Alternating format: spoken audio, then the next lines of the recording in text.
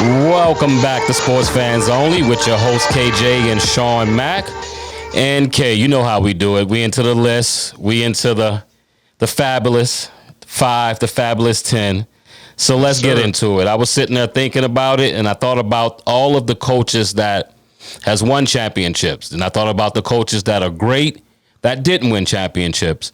And the more I thought, I'm like, hey, we got to talk about this. So let's go. We have the top 5 coaches, in our opinion, who never won a championship or who prevented their teams from winning championships. I'm going to go with number 1. You ready?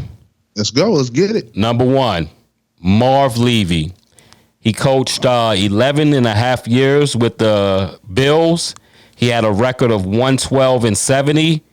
4 straight Super Bowl appearances with no wins. So what do you got to say about Marv Levy?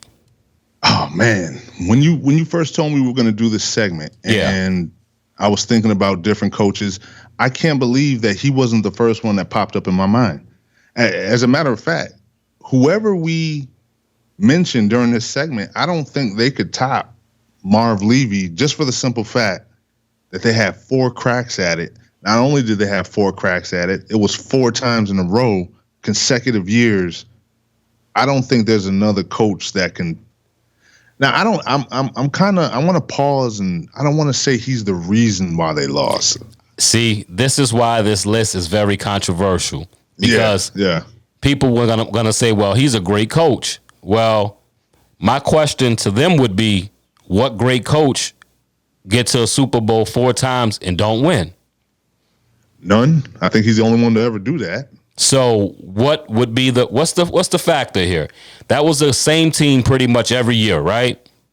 The main pieces: Jim Kelly, Thurman Thomas, Andre Reed, Bruce Smith, Talley. Bruce Smith. Who's the guy with the? You said Talley, right? Yeah. Him. The white receiver. I think BB. Yep. Yeah. So basically, those guys were the foundation of that team, and they didn't go anywhere. They were there for all 4. See what I'm saying? So when you get past the players, all of them were great players. I think you named a few Hall of Famers, 3 if I'm not mistaken: Kelly, Thurman, and Bruce Smith. Bruce Smith, yeah. Reed didn't make it. Yeah, I think he'll make it eventually, but no. Yeah, he would make it. Andre Reed will make it. So my question is, who else can you blame? If he was coaching in today's time with the pressure that they have now from the social media and these talk shows, it would be Marv Levy. It's his fault. You would have to. You would have to blame it on him, considering that they were an offensive juggernaut. All 4 of those years, up until they got to the Super Bowl, they were offensive juggernauts. And for whatever reason, and you're right, that goes back to coaching. For whatever reason, when they got to the biggest game, on the biggest stage in NFL, they couldn't do it. They were choke. They choke artists. Really. They choke. And what really lets me know it was him, he could not get his team in between the championship game, the conference championship game, and the Super Bowl. He could not get his team ready to play. That falls on him, squarely on Marv Levy.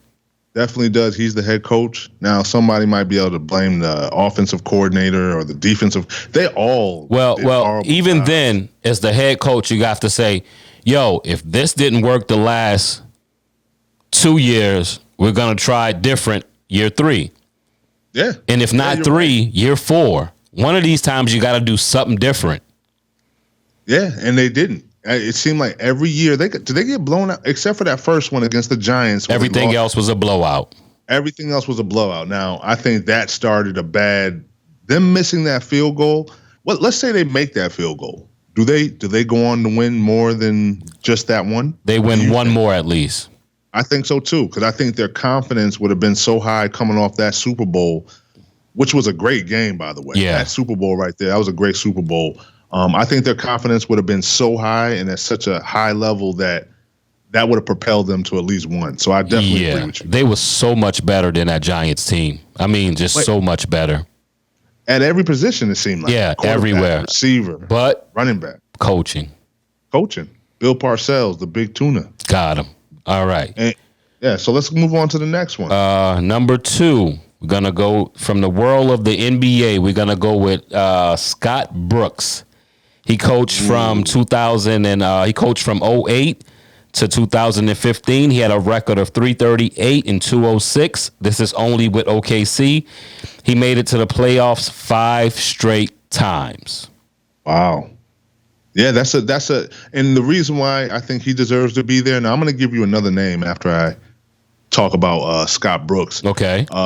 The whole OKC having that team and not doing nothing with it. Now, granted, he made it to the finals against Miami, but not doing anything with that team with that much talent, especially that first year when they had Harden, Durant, and West. I understand they were young. Yeah. But they still made it to the final. And they were beating everybody that year. Yeah. I mean, they slaughtered the Spurs in the playoff. I mean, they ran through a bunch of teams. So he's definitely a good pick. I would say that George Karl, I think you can put him up there because he multiple teams where he either just missed going to the finals, like when he was with Milwaukee when they had Ray Allen and everybody. Yeah. Didn't they go to Game 7 and they lost to go to the finals? To who? That's when they the had Bulls? Glenn Robinson. Who was it? I'm trying to think. Was it New Jersey? It was definitely in the early 2000s. It might have been the Jersey teams that made it to the championships against the Lakers and the Spurs. That's what I'm thinking. Either them or Indiana. Yeah. It was probably one of those two teams. So who would you pick between those two? I know I kind of threw you a curveball because I threw out of George. You can't really blame him for losing to Jordan and them. No, and for the most part in his career, he got more out of his team than what they were supposed to do. If you take away the Sonics teams. Denver, can't forget for Denver too when he had Melo when they went to a game. Yeah, but go to Game 7. Who did he have? He had Melo. Exactly. That's true. Now, I know you watched The Last Dance, and Gary Payton said, now, whether this would have made any difference is beyond me. But do you remember when Gary Payton said that, what did he say? He said that he doesn't know if it would have made a difference, but he thinks George Karl should have put him on Jordan from the very first game. Yeah, George Karl, he agreed with it. He did an interview afterwards, and he said he agreed, but his thinking at that time was he didn't want to start the series with GP in foul trouble, which I totally understand. Definitely understandable. I mean, you can, but how do you not put your best defensive player on the best offensive player? Yeah, because they lost 4-2, so that decision would have had to been made game 2 in order for it to really work. Yeah. And I think he did it game 5. Yeah, they could have won one more game. I think you throw GP on Jordan game 1, maybe second quarter. Try to throw them off. Don't come out with it second quarter. So be more tactical is what you're saying. Be more tactical in your approach and the coaching because you got remember you're dealing with Phil Jackson, so you got to try to out-zen him. Very true. Very true. Okay, yeah, I couldn't think of anybody else on the NBA level. Oh, I have one more. I have 2 more people to go, and one's from the NBA. Oh, okay, go ahead. Number 3, technically 3, Rick Adelman, coached 8 seasons at the Kings, record of 395 wins, 229 losses, and he made the playoffs in all 8 seasons, and he got to a conference finals once. Wow. That team is more talented than a lot of teams that actually won a championship. You know what? That team kind of mirrored the San Antonio Spurs. Yeah. They kind of definitely mirrored because Chris Webber, you could say, was their Duncan. Bibby could have been their Parker. Yeah. Stojakovic was kind of like their Ginobili in a way. Yeah. They had a bunch of good role players. That team was stacked, and it just sucks that they had to run into the Lakers. Yeah. And they got a little help, but Lakers were my team. But his coaching had to be an issue at one point. Why can't you get over the hill? I know you had the Lakers there. It seemed like Rick Adelman would stay with his game plan no matter what. Yeah, you're right. No matter what's going on, he's like, it's been working. He's kind of like the guy from, and he's another one that might get on this list at some point, the Houston coach. Oh, Mike D'Antoni. Mike D'Antoni, same guy. He doesn't change. He's like, this is the way I'm playing, and that's it. He doesn't care. No adjustments, no nothing. Not even if his players are actually asking him to do it. He doesn't do it. No, he doesn't. He's like, this has got me this far. He's probably, people like that are scared of change because they're like, this got me this far. If I change now, people are really going to question me. Yeah. So I might as well just ride or die with what I'm doing and just keep it moving. Yeah. The only person I know that worked for would have to be recently would be Andy Reid, right? Yeah. Yeah, you're right. Yeah, right. He's never really changed. Let me see. No. Yeah, it's pretty much the same offense in Philly, right? Yeah. Same offense. He just got a damn mega arm to do it for him. Yeah, that's it. I like that name, by the way. We gotta call him that from now on. That's his name from now on. You know what? You should trademark that, dog. I think you should trademark that. That's our sports fans only. When we speak on Mega Arm, we know who we talking about. That's Mahomes. You know what? Mega Arm Mahomes. That's it. I like that. Mega Arm. Instead of Megatron, Mega Arm. Mega Arm. I like that. The nice little T-shirts you can make a little Megatron on. Little cannon on there. You know what I mean? Yeah. That's dope, man. I'm serious. We should trademark that. Let's look into it. Pat Mahomes might say, you know what? I like that. I want to buy it from you. Let's look into that. We definitely look into that. All right. I have one more before I get out, and you're going to finish up with your profession. Dan Reeves. In 27 years, he coached Denver, the Giants, and the Falcons. He had a record of 190 wins, 165 losses, 4 Super Bowl appearances with 2 teams, 3 with Denver, 1 with the Falcons. He had a playoff record of 11-9. I don't think I have to say more than what I just said. No, I don't think there's another. The only other NFL coach that I might put in that category is Rex Ryan, but he never made it to a Super Bowl. And he didn't coach. He didn't coach long enough, though. And he didn't coach long enough. What did he coach? About 7 years. About 7 years. I think 2 in Buffalo and maybe 5 to 6 in New York. Yeah.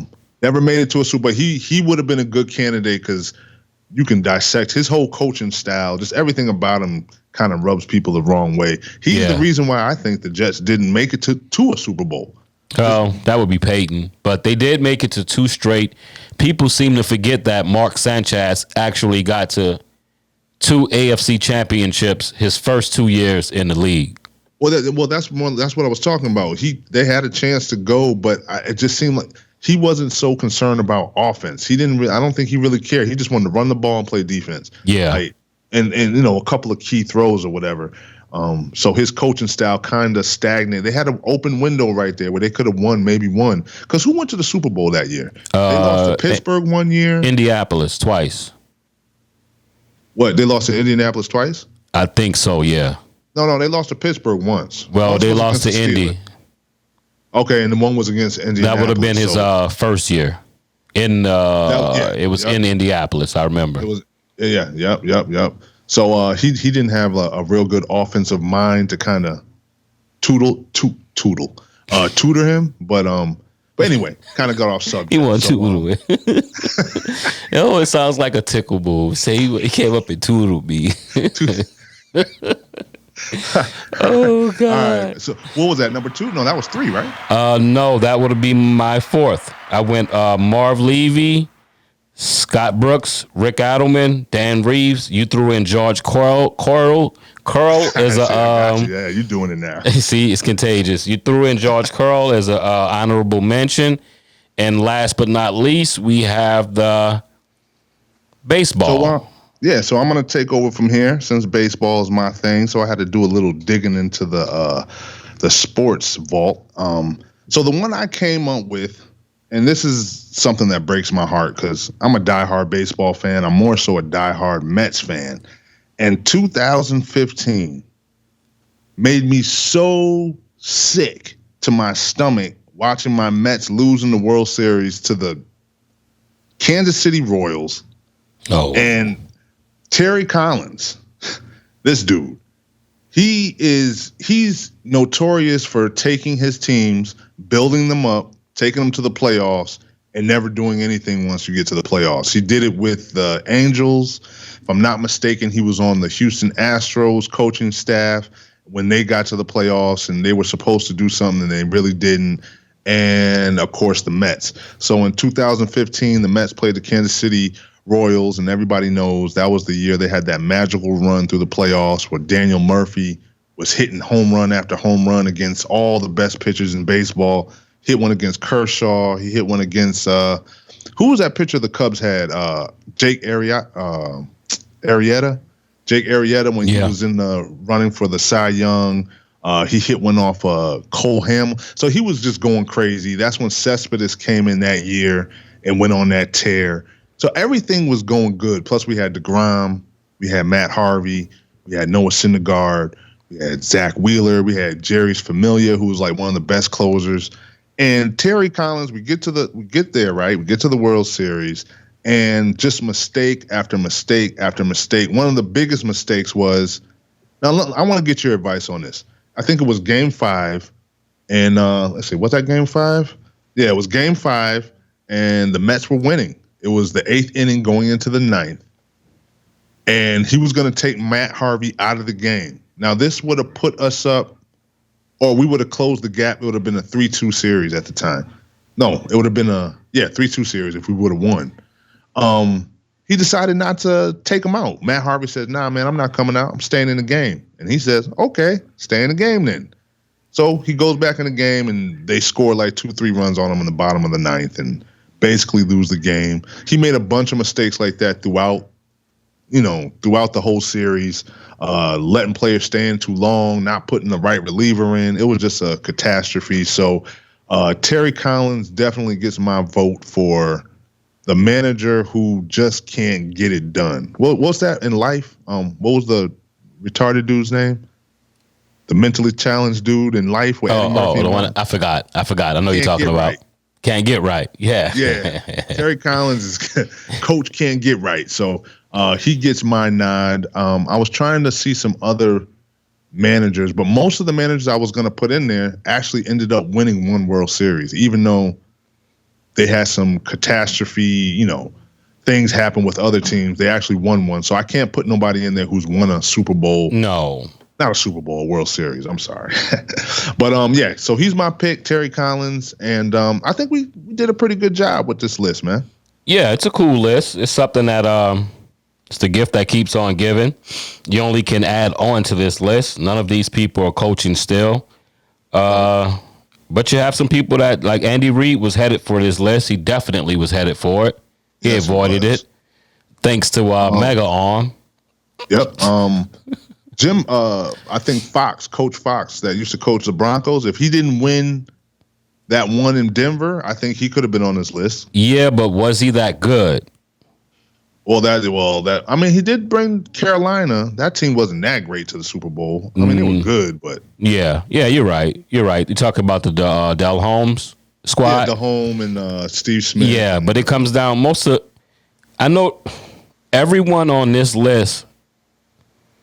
Let me take a look. Everyone on this list at least had 2 Hall of Famers on their team. Definitely. Even going with Terry Collins. There's no doubt in my mind, because at that time, David Wright, that was before he got hurt, but he was on his way to being he was a Hall of Fame player that got hurt early, which will probably stop him from getting to the Hall of Fame. But he was a Hall of Fame player.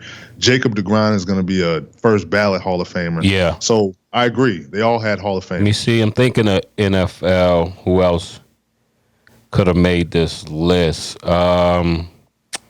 Give me a moment. I was going to say, I just want to know his career record. Who's the guy who said playoffs? Jim Mora. But he never had a good squad. He coached the Saints. That was the Saints coach in the 80s. That's right. I think he coached the Falcons. Actually, yeah, you're right. No, Jerry Glanville never won one. Yeah, that's true. You know who was making this list? He lucked out. Coach Dungy. Oh, yeah. If it wasn't for that one, actually, he would have been a great candidate for this list if he didn't win that one. Yeah. And what's crazy is he probably deserved half of the one at Tampa Bay that Gruden has. In my opinion, that's his. I mean, me too. Kind of like how Jimmy Johnson kind of did win 3.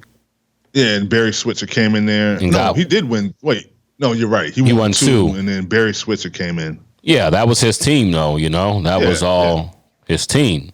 That the foundation was set. You had the leaders. All Barry Switzer had to do was come to work. Yeah, we could have won that. And that was like maybe 12 back then. I could have just showed up and say, yo, we're going to run some Madden play.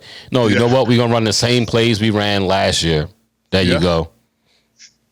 Same exact with that offensive line and Emmitt Smith and Troy Aikman, Michael Irvin, Jay Novacek. They had no chance. Yeah. So let's see here. I think that's it, man. Yeah, that's it. That is it. So, all right, guys. So we're going to head into this music break. This is Sports Fans Only. That's Sean Mack. I'm KJ, and we'll be back in a few minutes.